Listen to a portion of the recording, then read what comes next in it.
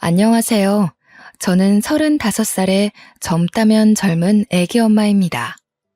이 사연을 그들이 꼭 봤으면 좋겠는데 많은 분들이 좋아해 주시고 댓글 남겨주시면 아마도 언젠가는 볼 것 같은데요. 그래서 더 사실적이고 있던 일들을 그대로 들려드리려 합니다. 어린 시절부터 간략하게 말을 해보자면 저희 가족은 시골 변두리에 살고 있었어요. 가난하고 배고픈 집안이었지만 그보다 더 최악인 건 아빠께서 알코올 중독이라는 것이었죠. 거기다 엄마께서는 또 외도를 그렇게 하셨습니다. 누가 봐도 외동딸인 저는 부모 중 누구의 돌봄도 받지 못한 채 그렇게 살아가야 했지요. 너무 불우했고 아픈 시간들이 많았습니다. 외도를 하시던 엄마의 곁에는 늘 모르는 아저씨들이 계셨고 그 아저씨들은 제가 농담 삼아 그러기도 하셨어요. 얘가 당신 딸 연수야? 당신이랑 똑같이 생겼네? 안녕 연수야. 아저씨는 엄마랑 곧 결혼할 사람이란다. 네? 그게 무슨... 됐어. 얘한테 말해도 못 알아먹어. 최연수, 집으로 얼른 들어가 있어. 집에 아빠 있으면 엄마 봤다고 하지 말고. 알겠지? 왜 들여보내? 이렇게 본 것 같이 밥이라도 먹자. 이제는 내가 연수 네 아빠라고 생각하면 돼. 알겠니? 전 이런 환경이 너무나도 싫었습니다. 엄마와 외도하시던 모든 분들은 제게 아빠 소리를 듣기를 원했고 그게 당연한 줄 아셨죠. 그러나 어린 마음에 그건 꽤 큰 상처이고 스트레스로 다가왔습니다. 심지어 아빠가 안 계시는 날에는 집으로까지 만나는 남자들을 불러 놀았던 엄마를 전 이해할 수 없었어요.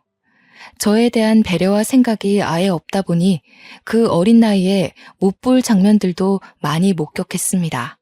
엄마와 아저씨가 옷도 입지 않은 채 엉겨붙어 있는 모습들을 한두 번 목격한 게 아니었죠. 너무 싫었고 끔찍했어요. 엄마만 해도 이렇게 싫은데 아빠라는 사람은 더했습니다.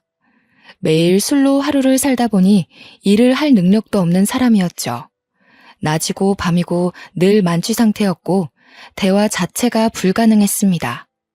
술을 드신 아빠는 꽤 폭력적이었는데 그 시비는 늘 집에 있는 저였어요. 야, 너 이리 와봐. 너는 대체 언제 크냐? 너를 괜히 낳아서 전현이랑 결혼까지 하고 내 팔자가 이렇게 더러워진 거 아니야? 너 나한테 어떻게 보상할 거야? 말해봐. 아빠, 잘못했어요. 죄송해요.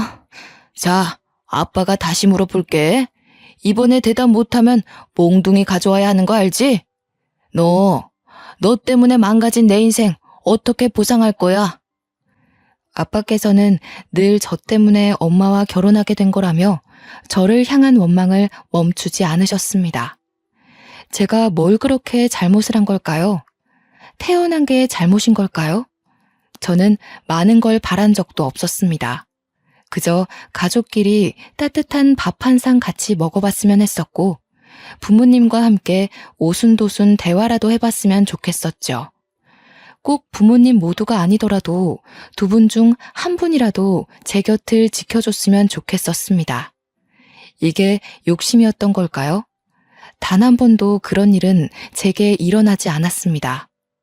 친구들은 늘 함께 놀다가도 저녁을 먹으러 가야 한다며 집으로 향했지만 전 불 꺼진 집에 혼자 쓸쓸히 들어가 컵라면을 먹는 게 일상이었죠.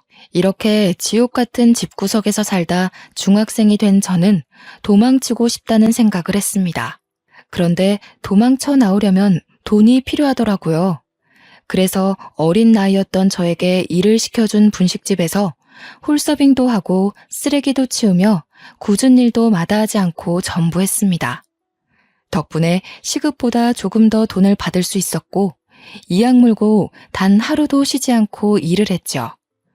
불행한 삶을 살던 제게는 목표 하나가 생겼거든요. 바로 열심히 돈을 모아서 이 집을 제 발로 나가는 거였습니다.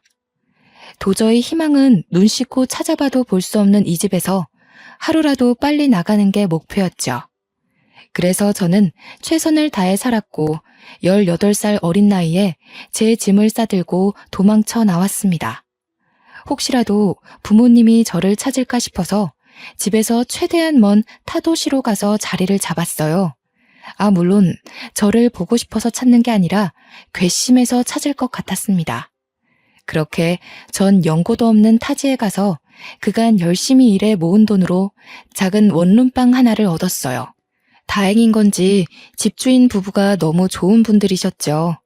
처음에 어린애가 와서 혼자 계약을 한다고 하니 어려울 것 같다며 저를 내치셨습니다. 그런데 사모님이 제게 따로 와서 조용히 물어보셨어요. 학생, 나이가 18살이면 아직 부모님 보호 아래 있어야 하는데 무슨 일로 혼자 집을 구하고 있는 건지 알 수 있을까? 그게 엄마는 외도만 하시고 아빠는 알코올 중독이세요. 저는 태어나서 지금껏 단 한 번도 행복한 적이 없었거든요. 그냥 살고 싶고 웃고 싶어서 그래서 열심히 돈 벌어 도망 나온 거예요. 저 좀 받아주세요. 제발요. 그게 사실이니? 학생 말을 못 믿는 건 아닌데. 아마 저 찾지도 않을 거예요. 저 정말 살고 싶거든요. 저 살게 제발 도와주세요. 저는 그냥 제가 쉬고 잘 곳이 필요한 거라 제발 저 좀 한 번만 도와주세요. 제 말 끝에 사모님은 눈물을 보이셨고 제게 정말 많은 호의를 베풀어 주셨죠. 열심히 일하며 늘 피곤에 쩔어 있는 저를 대신해 늘 맛있고 따뜻한 밥상을 차려주셨습니다. 제가 조금 일찍 들어와 있는 날은 집주인 부부 집으로 저를 초대해서 함께 삼겹살도 구워 먹으며 푸짐한 밥을 먹을 수 있었어요. 그리고 제가 늦는 날에는 집 앞에 보온 도시락이 놓여 있었죠. 집주인 부부의 호의에 제가 성공해야 할 이유가 또 생겨버린 겁니다. 덕분에 제가 웃는 날이 많아졌고 살아야 할 이유를 찾게 되며 참 씩씩하게 하루하루를 보내게 되었거든요. 그러던 중 제가 꿈만 같은 기회가 왔죠. 늘 아르바이트를 하던 제가 중소기업 격리로 취직을 한 겁니다. 사실 집주인 부부의 지인이 운영하던 회사인데 절 너무 반듯하고 좋게 봐주셔서 격리 자리가 공석이 되자마자 추천을 해주셨어요. 그렇게 안정적인 회사에 들어간 저는 이후부터 월급을 받으며 살았습니다. 그렇게 3년쯤 일을 다니고 있었는데 놀라운 일이 벌어졌죠. 저보다 15살이나 많았던 중소기업 사장은 늘 저를 대하는 게 남달랐습니다. 착각이라면 착각이겠지만 저를 좋아하는 것 같았어요. 그러나 나이가 너무 많았고 연애 경험도 없었기에 모르는 척 하기도 했습니다. 시간이 흐르고 흘러 어느 날은 제대로 고백까지 받게 되었고 피할 수 없었어요. 나는 네가 참 좋다. 15살이나 많은 내가 이런 소리 하면 정말 욕먹을 거 알지만 이 마음을 더는 못 숨기겠어. 나도 이 감정을 없애보려고 참 많이 노력했었거든. 그런데 쉽지 않더라고. 저도 느꼈어요. 그런데 나이 차이가 너무 많이 나서 솔직히 부담스러워요. 그리고 전 일개 직원이고 사장님은 사장님이신데 어떻게 저를 만나겠어요. 이건 아니에요. 너만 괜찮다면 난 아무렴 상관없다. 진심이야. 다른 건 몰라도 절대 너 외롭게 두지 않을 수 있고 배고프지 않게 만들 자신은 있어. 나도 부모 없는 고아로 살아서 그 마음 잘 알잖아. 사장님은 제게 진심을 다해 말을 했고 그걸 또 뿌리치지 못했습니다. 솔직히 저도 마음이 있었거든요. 어렵사리 저희 두 사람은 진지하게 만나게 되었고 너무 좋았죠. 딱 1년 연애를 했는데 1년간 저는 여지껏 살던 제 세상과는 다른 세상을 살게 되었습니다. 저처럼 혈혈단신으로 상경해서 자수성가한 사람이라 그런지 확실히 내면이 아주 단단하고 책임감이 넘치는 모습이 전 참 좋았어요. 그렇게 1년간 연애를 알콩달콩한 저희 두 사람은 결혼을 했습니다. 물론 15살이나 많은 나이였지만 남편은 절 세상에서 유일하게 사랑해줬고 저 역시 유일하게 남편을 사랑했죠. 남편이 재력이 있다 보니 신혼일 때부터 커다란 집에서 편하게 살 수 있었어요. 부유한 것도 물론 좋았지만 그보다 따뜻한 우리 집과 든든한 내 남편이 있다는 게 행복했죠. 결혼 후 남편은 집에서 편하게 있으라며 회사를 그만두게 했고 저 역시 그걸 따르게 되었습니다. 집에서 살림을 하며 남편 내조에 아주 애를 썼어요. 같이 일을 해봤기에 얼마나 힘든지를 누구보다 잘 알아서 집이라는 공간에 와서는 남편이 편하게 쉴 수 있기를 바랐습니다. 저는 늘 아침 저녁을 아주 푸짐하게 차려줬어요. 진수성찬이 따로 없을 정도로 해줬지만 힘들지도 않았어요. 제가 사랑하는 남편이 너무 맛있게 잘 먹어줬고 행복해했습니다. 늘 아침 저녁은 다른 찬과 찌개로 먹였고 그런 제 수고를 당연하게 여기지 않았던 사람이었죠. 제가 힘들 거라고 생각을 해서 본인이 설거지를 해준다거나 남은 청소를 도와주곤 했습니다. 그렇게 남편과 살며 저희 부부가 안정을 찾았을 때 저는 아이를 낳고 싶더라고요. 뭔가 남편과 주말마다 가던 여행도 이제 재미가 없게 느껴졌습니다. 아이를 낳으면 더 단단한 가족이 될 것 같아서 전 남편에게 말했어요.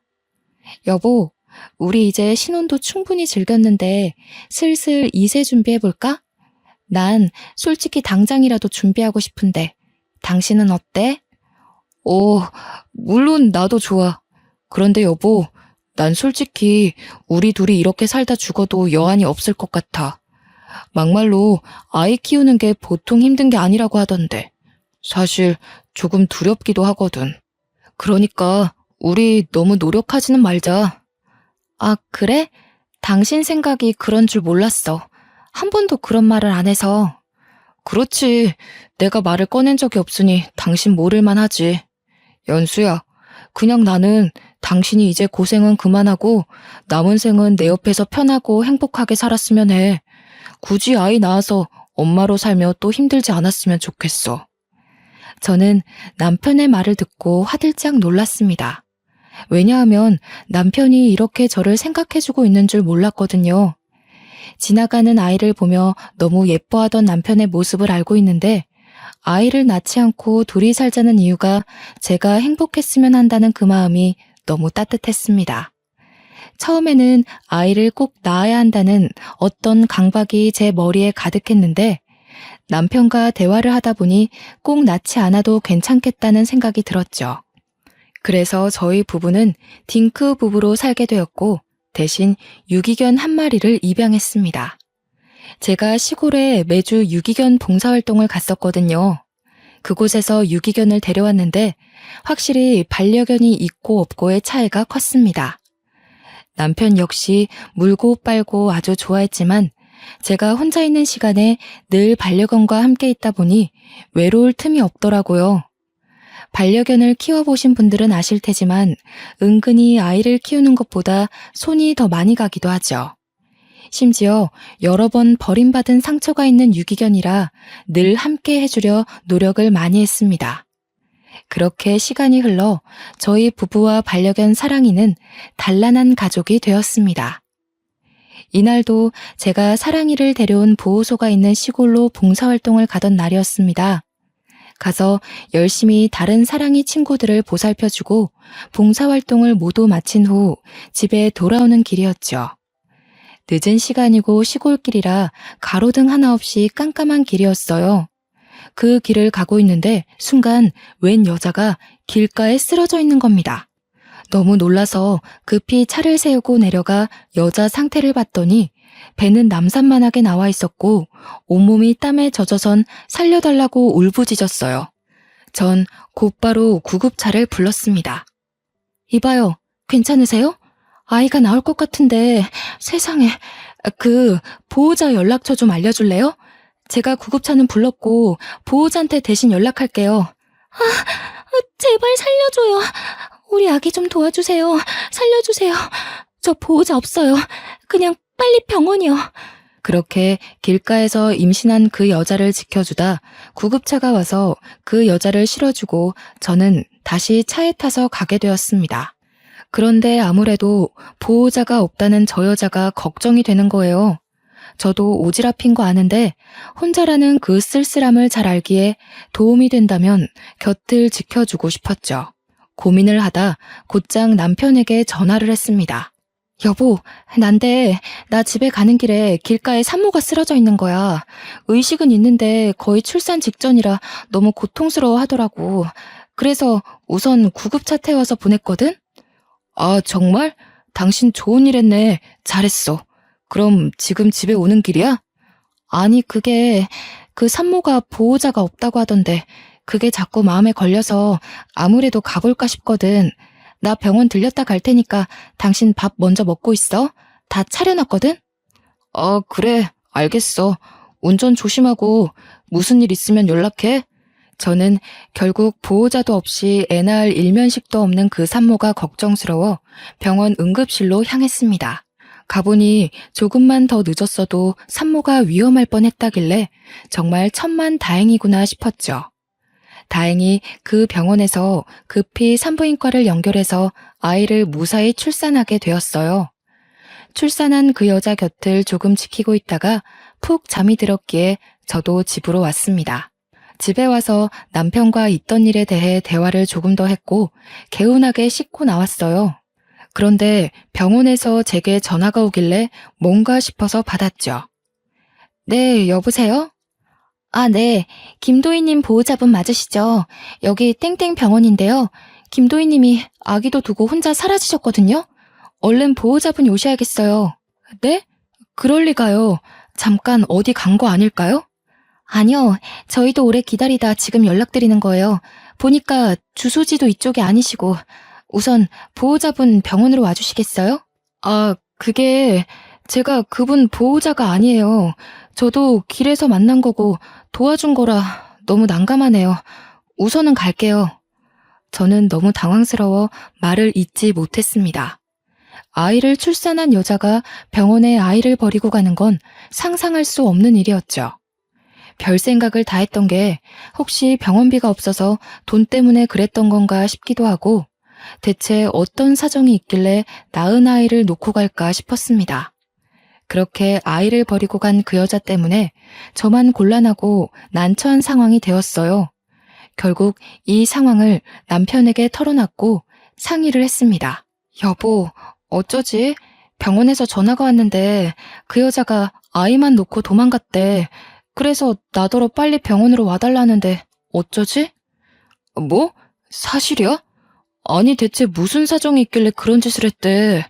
어휴, 이걸 어쩌지? 모르겠어. 내가 가서 어떻게 해야 할지도 모르겠네. 우선 같이 가보자. 가야 뭘 해결하든 하지. 그렇게 전 남편과 상의를 했고 병원으로 갔습니다. 저희가 가는 시간도 꽤 걸렸는데 그때까지도 그 여자는 나타나지 않았고 아이를 버리고 간 걸 확신할 수 있었어요. 뭔가 씁쓸했습니다. 저 작은 아이를 어쩌면 좋을까 싶었죠. 병원 관계자들도 제가 그 여자와 일면식도 없다는 걸 알자 굉장히 난처해하더군요. 어떻게 할지 고민을 하고 있을 때 남편이 제게 이런 말을 했습니다.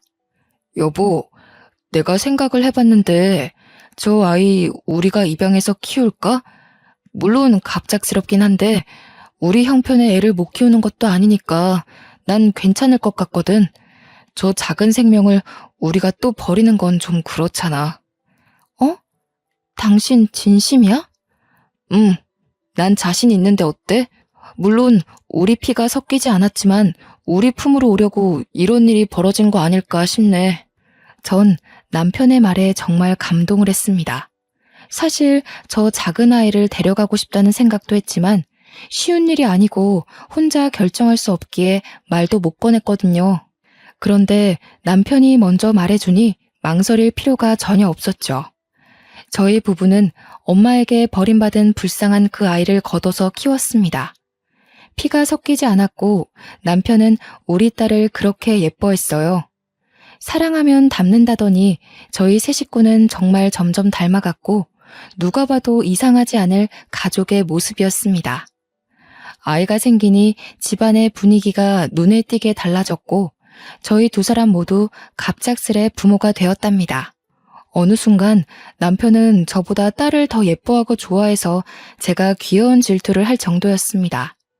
다른 말이 필요 없이 너무 행복했죠. 그 작디 작았던 딸은 건강하게 커서 어느덧 초등학교에 입학할 나이가 되었죠. 이게 또 학부모가 되니까 마음가짐이 달라지더라고요. 언제 이렇게 큰 건가 싶고 마음이 뭉클하면서 찡해졌습니다. 매일 딸내미의 등하교를 제가 책임지고 있었고 이게 또 제 삶의 낙이기도 했죠. 여느 때처럼 딸내미의 하교를 위해 학교로 가고 있었는데 딸이 학교 정문 앞에서 어떤 여자랑 대화 중인 걸 발견했습니다. 그 순간 저도 모르게 너무 놀라서 주차도 제대로 못하고 딸 이름을 부르면서 뛰쳐갔어요. 예지야, 예지야 이리 와, 얼른. 엄마. 어머 예지야, 왜 그래? 왜 울려고 그래? 저 아줌마가 예지한테 뭐라고 했어? 엄마가 예지 엄마 아니야? 뭐라고? 누가 그런 소리를 해? 저 아줌마가 엄마는 예지 엄마 아니라고 계속 말했어. 그래서 내가 맞다고 했는데 아니라고 했어. 울지마 예지야. 엄마가 예지 엄마 아니면 누구 엄마야. 저 아줌마 이상한 사람이니까 혹시 또 찾아오면 절대 말하지 말고 따라가는 것도 절대 안 돼. 알겠지? 딸아이는 울면서 제게 충격적인 말을 했습니다. 그때 우리 예지를 버리고 간 그 여자인 건지 설마 갑자기 나타나서 우리 예지를 데려가려고 찾아온 건가 싶어 너무 힘들었어요. 우선 놀라서 우는 딸을 끌어안고 진정시킨 후 집으로 왔습니다. 그 후 남편이 퇴근해서 올 때까지 별 생각을 다 하며 기다렸죠. 여보, 나 너무 무서웠어 오늘. 우리 예지를 데려갈까봐 너무 무서웠어. 응? 그게 무슨 소리야? 누가 예지를 데려가? 오늘 예지 픽업하러 갔는데 정문에서 어떤 여자랑 얘기를 하고 있는 거야. 놀라서 예지한테 막 뛰어갔는데 애가 울면서 엄마가 예지 엄마 아니냐고 막 그러더라고. 그래서 저 여자랑 무슨 얘기를 한 건지 물었더니 그 여자가 그랬대. 내가 예지 엄마가 아니라고. 뭐? 어떤 정신 나간 여자가 애한테 그런 소리를 해? 설마 그때 그 도망간 여자인가? 그러니까 아무리 생각해도 친모인 것 같아. 우리가 친부모가 아닌 걸 이 동네에 아는 사람은 아무도 없잖아. 그런데 왜 갑자기 나타난 걸까? 설마 이제라도 예지를 데려가려고 온 건가? 나 너무 무서워. 여보, 내가 예지를 어떻게 키웠는데 나 절대 예지 못 뺏겨. 울지 마 여보. 예지를 왜 뺏겨? 걱정 마. 우리가 예지 법적 부모야. 그 여자는 애 버리고 도망갔잖아. 잊었어? 그 여자는 애 키울 자격도 없어. 그것도 그렇고 예지한테 말해줘야 하나 싶고 생각이 너무 많다 정말. 우선 예지한테 말하는 건 조금만 신중하게 생각해보자. 지금은 타이밍이 아닌 것 같아. 남편과 많은 대화를 하며 참 많이 울었습니다. 눈물이 멈추질 않았고 그 슬픔에 잠겨 힘들었어요. 그 뒤로 저는 딸내미를 잃을까 두려워서 평소보다 더 빨리 가서 딸을 기다렸고 제 품에서 한시도 떼어놓지 않았습니다. 며칠 뒤 남편이 회식 때문에 늦게 온다고 하더라고요. 그래서 딸과 단둘이 오붓한 시간을 보내고 있었는데 핸드폰 알림이 울렸죠. 보니까 누군가 제 핸드폰으로 남편이 술에 취한 모습이 담긴 사진을 계속 보내는 겁니다. 저는 너무 놀라서 남편에게 전화를 했지만 받지 않았어요. 아무리 생각해도 이상해서 사진을 자세히 들여다보는데 술 취한 남편 옆에 여자 가방이 함께 있는 거예요. 저는 그때부터 배신감이 물밀듯 밀려왔고 불륜을 의심하지 않을 수 없었습니다. 그날 늦은 새벽에 남편은 집에 들어왔지만 아무것도 묻지 않았어요. 술 취한 상태이기도 했고 어설프게 물어봤다가 아무것도 알아내지 못할까 봐요. 다음 날에도 역시 아무것도 묻지 않았는데 남편은 발령기를 했습니다. 너무 과음을 했다며 많이 취해서 아무것도 기억이 나지 않는다는 말을 했어요. 저는 우리 가족이 깨지는 걸 누구보다 원치 않았던 사람입니다. 그렇기 때문에 신중하게 접근해야 했고 남편에게 물어봤자 사실이 나올 것 같지도 않아서 바로 흥신소에 가서 사람을 붙였죠. 제발 제가 오해한 거였으면 좋겠다며 마음속으로 빌고 또 빌었습니다. 그러나 흥신소 직원의 말을 듣고 전 절망을 했어요. 알고 보니 남편은 회식이라고 할 때마다 자주 가는 술집이 따로 있었고 그곳은 도우미 여자가 붙어 있는 곳이었습니다. 심지어 남편은 일주일에 한 번씩은 꼭 가는 VIP라고 말해주더군요. 얼마나 더러운지.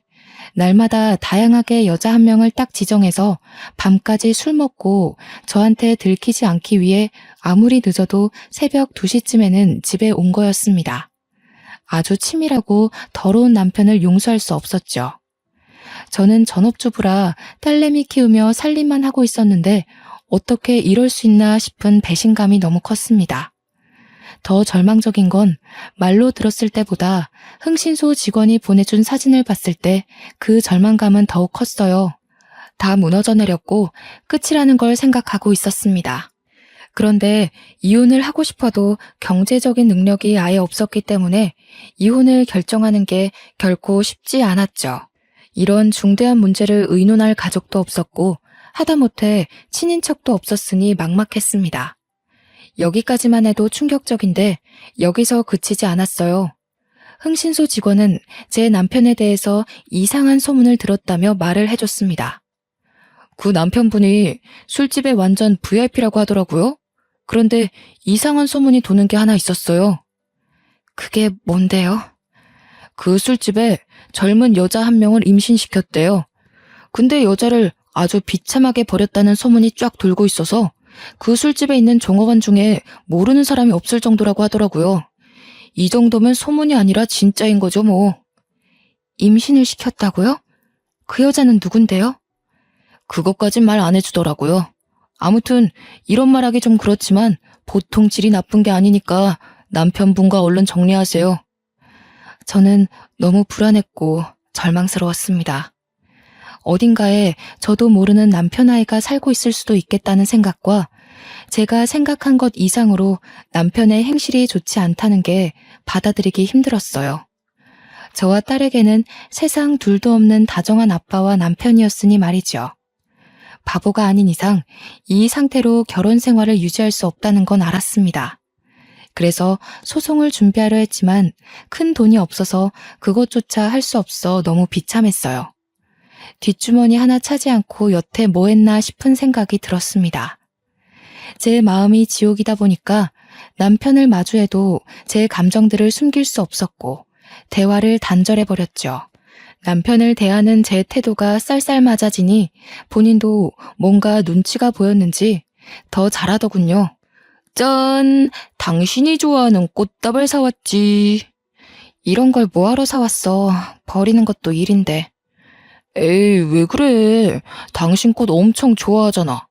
그래서 집 오는 길에 사온 건데. 그래. 당신 요즘 왜 그래? 나한테 뭐 화난 거 있어? 그런 거 없어. 아, 있잖아. 왜 그러는데. 아, 왜 이래. 없다고 했잖아. 에이, 우리 와이프가 왜 그러실까? 예지도 자는데 오랜만에 사랑 좀 나눌까? 나 빨리 씻고 올게. 나 책 읽다 예지 방에서 잘 거야. 요즘 예지가 밤에 자꾸 깨거든. 씻고 자. 남편은 누가 봐도 바람피는 게 미안해서 와이프한테 잘해주는 남자처럼 보였습니다. 그게 전 너무 싫었어요. 본인이 찔리는 게 있으니 저렇게 행동을 하는 게 말이죠. 그 후 남편과 절대 같이 잠을 자지 않았고 전 딸내미와 함께 잤습니다. 옆에 누워있는 것도 살이 닿는 것도 소름 끼쳤거든요. 남편 때문에 머리가 복잡해서 두통약까지 먹으며 지냈습니다.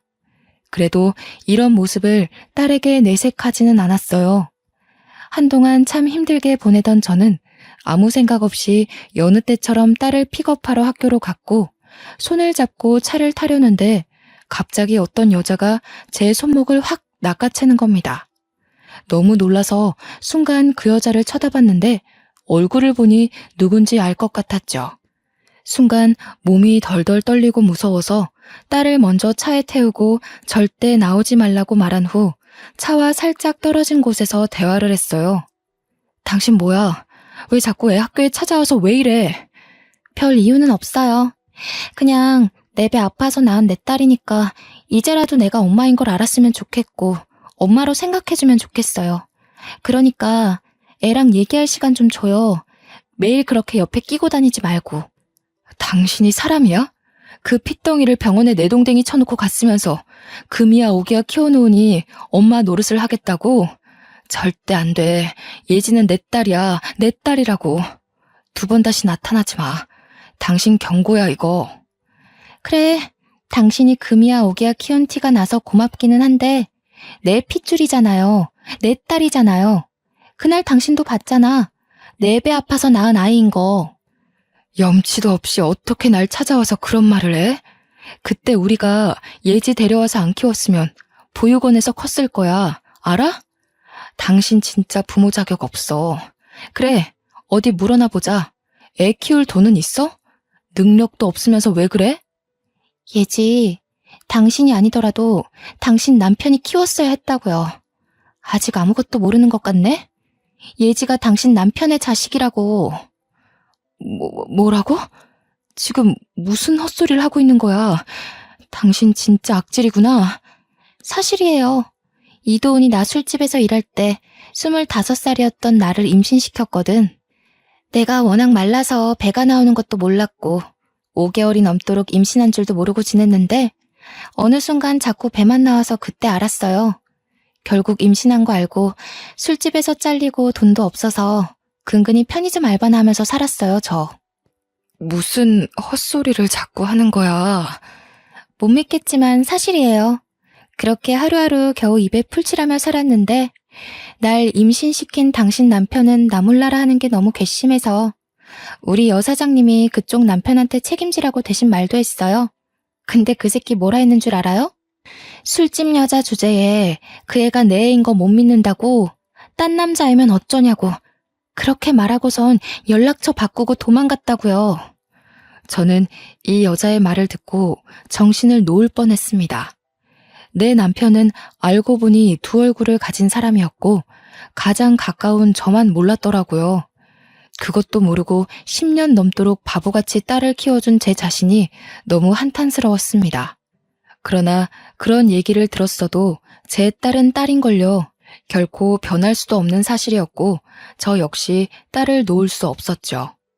처음부터 지금까지 제 딸인 건 변하지 않는 사실이라고 생각을 했습니다. 심지어 남편은 딸이 본인 핏줄인 것도 모르고 있었어요. 저 여자는 저기서 말을 멈추지 않았고 아주 당돌하게 말했죠. 이런 사실을 알고도 설마 계속 살 건 아니죠? 미안하지만 당장 이혼해줘요. 그땐 돈이 없어 어쩔 수 없어서 딸을 놓고 간 거지만 10년의 세월 동안 하루도 빠짐없이 그리워했어요. 한 번만 품에 안아보고 싶어서 죽을 만큼 괴로웠다고요. 그래, 아무리 생각해도 그런 쓰레기랑 못 살아. 아니, 안 살아. 그런데 조용히 헤어질 수 없거든, 나는? 그럼 내가 이혼해 줄 테니까 그동안 있었던 모든 일을 법정에서 증언해줘. 그 조건이면 내가 이혼할게. 나도 어차피 그 새끼 필요 없고 내 딸만 찾으면 그만이에요. 그러니 도와줄게요. 그렇게 해요. 저는 남편과 도저히 살 수 없다고 판단을 했고 그 여자에게 도움을 청했습니다. 그 여자만큼 확실한 증거는 없으니 말이죠. 그 후 근처 월세방을 구해서 딸과 함께 살았고 남편과는 별거 생활을 시작했어요. 남편은 이런 제 태도에 어리둥절했고 대체 왜 그러냐고 물었습니다. 저는 대꾸해주지 않았고 이혼 소장이 남편에게 날아갈 때까지 침묵했죠. 그리고 드디어 도착한 이혼 소장을 본 남편은 제게 전화로 쌍욕을 했습니다. 물론 전 모든 통화 내용을 녹음했어요. 야, 너 미쳤냐? 지금 나한테 이혼을 하자는 거야? 이런 별 미친 걸 다 보겠네. 야, 남자가 살다 보면 그럴 수도 있지. 뭘 그딴 거 가지고 이혼하네 마네야. 입 다물어. 당신이랑 아무 말도 하고 싶지 않고 그냥 이혼하고 더럽게 살아. 야, 술집 여자 한 번 만난 거 가지고 왜 난리야. 너도 그럼 남자 만나서 한 번 하던가. 내가 봐줄게. 쥐뿔 가진 것도 없는 게 주제넘게 감히 이혼 소리를 하고 있네? 너 죽고 싶냐? 이게 오냐오냐 해주니까 버릇없이 감히 남편한테. 남편은 본인의 화를 이기지 못해 술술 자백을 했고 전 녹음을 했죠. 그 후 길고 길었던 이혼 소송은 1년간 지속되었고 1년 만에 막을 내렸습니다. 놀랍게도 딸아이 양육권은 제가 가지게 되었어요. 친모의 주거 환경이 불안하고 예지가 절대 친모한테 가고 싶지 않다고 증언을 했거든요. 결국 여러 상황적인 면을 봐도 그렇고 딸이 저를 따르기 때문에 제가 키우는 게 맞다고 법원이 판결 내렸어요. 친모가 항소를 할 수 있었지만 돈이 없어서 못하더라고요. 전 혹시라도 친모가 딸을 뺏어갈까봐 아예 이사를 가서 월세살이를 시작했습니다. 위자료로 고작 2천만 원을 받았고 너무 작았죠. 그 괘씸함과 분한 마음에 남편의 회사 안에 직원들한테 부탁해서 소문을 쫙 내고 말았습니다. 그런데 경쟁업체는 이걸 기회라고 생각했는지 전 남편 회사의 기술을 빼내려고 능력 있는 직원들한테 스카우트 제의를 했더라고요. 물론 연봉이 올라가는 조건이니 직원들 10명 이상이 경쟁업체로 이직을 했습니다. 그렇게 경쟁업체는 그 틈에 신제품을 출시했는데 남편 회사에서 출시한 것보다 더 효과 좋은 제품이라 남편 회사는 매출이 급 하락했어요. 결국 서서히 망해가고 있던 겁니다. 이런 거 저런 거 신경 쓰지 않고 전 남편에게 양육비를 달라고 했어요. 양육비 줘. 이런 걸로 신경 쓰게 하지 마. 연수야, 나 죽겠다 진짜. 나 진짜 돈이 없어. 너랑 이혼하고 애가 한 명 더 생겼거든? 들어보니 저랑 별거 중일 때도 술집에 가서 욕구를 풀었었고 더 충격적인 건 전 남편의 애가 또 생겼더라고요. 웃긴 게 이번에는 그 술집 여자가 아주 영리하고 대단한 게 전 남편의 지갑을 슬쩍 가져다가 주민등록증에 적혀있는 집 주소를 확인하고는 그 집 앞에 아기를 버려두고 갔다고 합니다. 참 책임감도 없는 여자들이 세상에 너무 많지 않나요? 그럴 거면 낳지를 말라고 말해주고 싶더라고요. 저는 전 남편의 하소연을 들어주지 않았고 칼같이 입금하라고 말을 한 후 끊었습니다. 그 후 2천만 원으로 근처 카페를 창업했어요. 망할까봐 너무 두려웠지만 주부로 10년을 넘게 살아서 그런지 제가 요리 솜씨가 좀 있었습니다. 그래서 디저트 레시피를 인터넷 보고 따라 만들었는데 디저트 수익이 상상 초월했어요. 1인 창업인데 규모가 점점 커져서 결국 확장 이전까지 했고 알바생도 여러 뽑아서 함께 일을 했습니다. 알바생이 생기면서 딸과 보낼 수 있는 시간이 늘어나서 좋았고 가끔 바쁠 때는 우리 딸이 카페에 와서 공부도 하며 지내고 있어요. 저는 디저트를 만들 때 딱 하나만 생각을 했습니다. 우리 딸이 언제든 먹을 음식이니 꼭 몸에 좋은 유기농 재료들로만 만들자고요. 건강한 식재료로 만든 유기농 디저트라는 타이틀은 근처 학부모들 사이에도 입소문이 제대로 났습니다. 그렇게 불행하고 힘들게 산 제게 드디어 진짜 행복을 주는 건가 싶은 하루들을 보냈습니다. 심지어 더 대박인 건 지역 맘카페에까지 소문이 제대로 퍼진 거예요. 유기농 재료만 취급하기 때문에 가격대가 꽤 있는데도 타지에 살고 있는 고객님들이 오셨고 제게 택배는 안 하냐는 문의가 쏟아졌습니다. 결국 고심하던 끝에 택배 사업에도 도전을 했죠. 저는 약한데 엄마는 강하니까요. 벌 수 있을 때 벌고 싶었고 적어도 우리 딸에게 모든 걸 해주고 싶은 마음에 이를 악물고 살았어요. 어떻게 보면 디저트만 만들어 파는데도 매출이 어마어마해서 직원을 추가로 더 뽑았습니다. 솔직히 어떻게든 하면 할 수 있었는데 저는 딸과의 시간이 너무 소중했기에 인건비가 더 나가더라도 직원을 충분히 고용했어요. 제가 돈을 넉넉히 버니까 딸에게 해줄 수 있는 것도 많아지고 무엇보다 제 곁에 딸이 있어서 전 너무 행복하더라고요.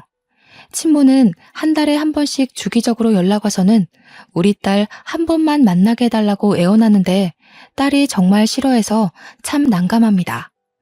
초반에 한두 번 정도는 보여주다가 이제는 연락 와도 그냥 모른 척하고 있어요.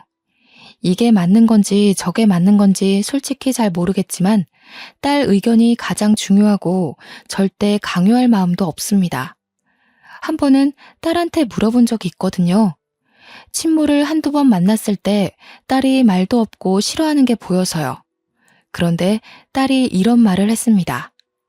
엄마는 저 하나로 족하다며 그 사람이 갑자기 잘해주는 게 어색하고 싫다고 하더라고요. 세상에 엄마는 둘일 수 없다는 말을 하는데 가슴이 뭉클한 거 있죠? 언제 이렇게 커서 그런 예쁜 말을 하나 싶었습니다. 저는 크게 바라는 것도 없어요. 그저 딸이 건강하게 지금처럼만 커주길 바라고 욕심을 내보자면 아픈 감정 없이 긍정적인 감정만 갖고 딸이 세상을 살아갔으면 좋겠습니다. 그냥 앞으로도 딸아이와 단둘이지만 이렇게 서로 사랑하며 지내고 싶은 마음뿐이랍니다. 제 길고 긴 사연을 들어주신 분들 모두 행복하셨으면 좋겠어요. 꼭 저처럼 아픈 시간 없이 행복하세요.